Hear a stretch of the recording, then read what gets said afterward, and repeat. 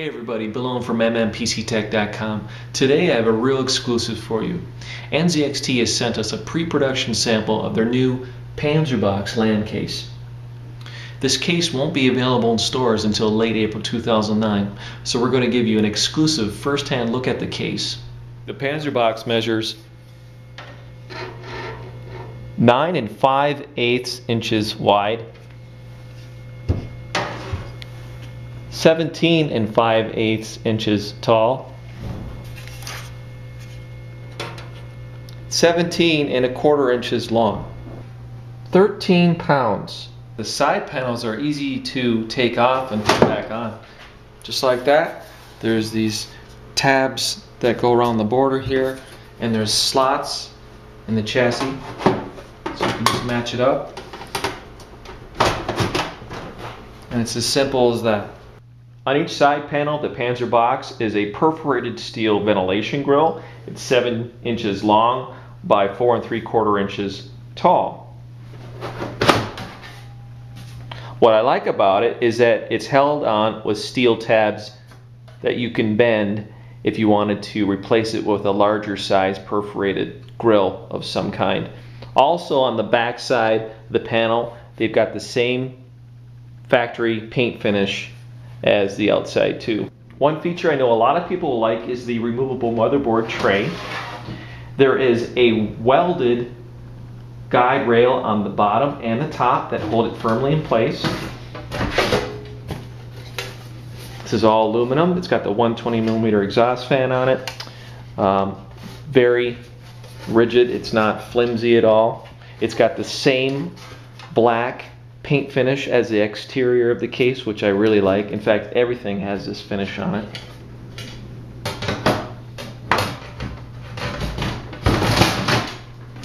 It's held in by 5 of these new thumb screws by NZXT. These are a plastic body with groove sides for grip, and then you can use either a Phillips or a large flathead screwdriver to put these in. Because of its compact size and the large cooling fans inside the Panzerbox, the power supply mounts on the floor on its side, like this. Now, one advantage to mounting it like this is that you can use longer power supplies like the PC power and cooling ones that are around 9 inches long. The input ports are conveniently located on the top of the case. There's 2 USB, microphone, headphone, and eSATA. I want to share something with you that you don't normally see on cases. The power and reset hard drive activity and power LEDs are all on the left side. Normally these are on the right side of cases or in the center. Why? Because then these wires are hidden and are much closer to the motherboard. In this case, with the Panzerbox, it's got to come down and then go over to the motherboard connections, or up and over the 5 1/4 bays, and then down this way. 3 5 1/4 inch optical drive bays, and a total of 4 3.5 inch drive bays, 2 of which are in a removable drive cage that is suspended from a support beam for the Panzerbox chassis. It is actually held in place by a thumb screw I removed earlier. Let's take a closer look at it. On the front of it is 4 noise isolation grommets. These are 1/2 inch diameter by 1/4 inch thick rubber. And on the inside and the rails are strips of rubber here to help isolate any type of vibration. We just happen to have a hard drive right here. So that would go in, match your slots up there for your screws. And there's 4 plastic pegs that this is suspended from, and you would just press down firmly so it seats in this bracket on the floor of the chassis that has more of those rubber strips there to help isolate any type of vibration from the hard drives. The front 190mm cooling fan, and the final version will have rubber reinforced mounting points for the fans, which this sample version did not have. There's the circuit board for the top IOs, and I'm actually holding the cables. If you recall in the KS video, the cables were really long, and they're just the right length for the Panzerbox. Looks like a window. Well, it's actually the perforated steel top panel. taking a closer look, this is perforated steel, so heat is going to dissipate much faster out of this than a solid panel, regardless of having the exhaust fan or not. So it was really a smart way to give themselves an edge for cooling with this case. NZXT also wanted to mention that the version that they gave me isn't going to look like the final version. The final version will actually be stamped. There will be grooves in here stamped out to give rigidity to the screen so it doesn't warp at all. So that's how the final retail version will be different from this one right here. But I think this was a great idea for the case. There's the top 190mm cooling fan, which can be swapped out to your own dual 120mm radiator if you wish. And NZXT was kind enough to already put in the inlet outlet holes for your cooling lines.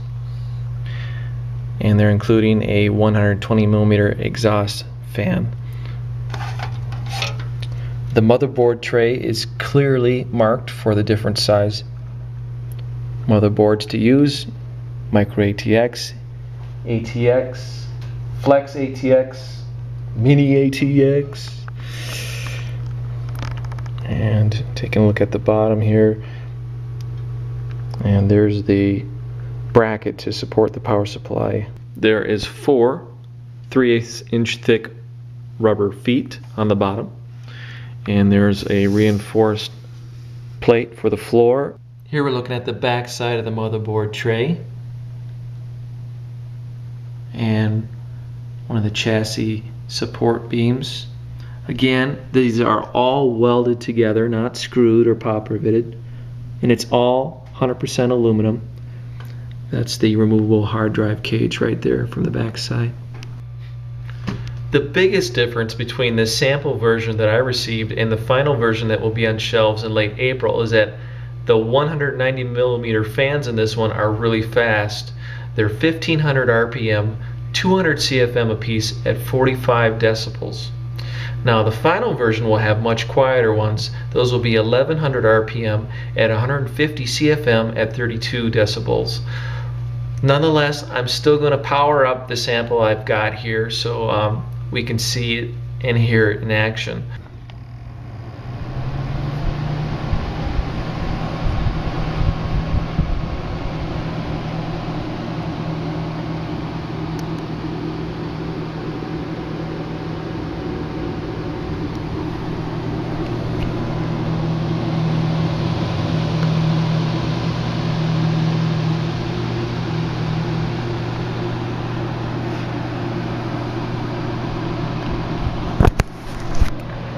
NZXT did also tell me that in the final version that they're going to have rubber reinforced mounts for both of the 190mm fans to help isolate vibration and noise. So again, the final version isn't going to be this loud, but I still wanted to power up and share it with you anyways. Let's take a look in the accessory box. NZXT has accommodated us with a adapter bracket so you can swap out the top 190mm cooling fan and mount a dual 120 radiator in the top. 4 screws for a floppy drive. Here are motherboard screws, there's 11 of those. Hard drive thumb screws, these are black anodized, 16 of those. And of course motherboard standoffs, 11 of those. Your screws for installing the power supply, 4 of those. More thumb screws, these are for CD-ROM optical drive, 6 of those.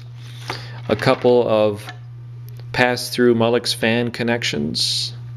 And look at this, there's an adapter so you can install another hard drive, so it'll make a total of 5 hard drives. After seeing a preview of what the official Panzerbox will be like in late April, I have to say that NZXT has a real winning case design on their hands.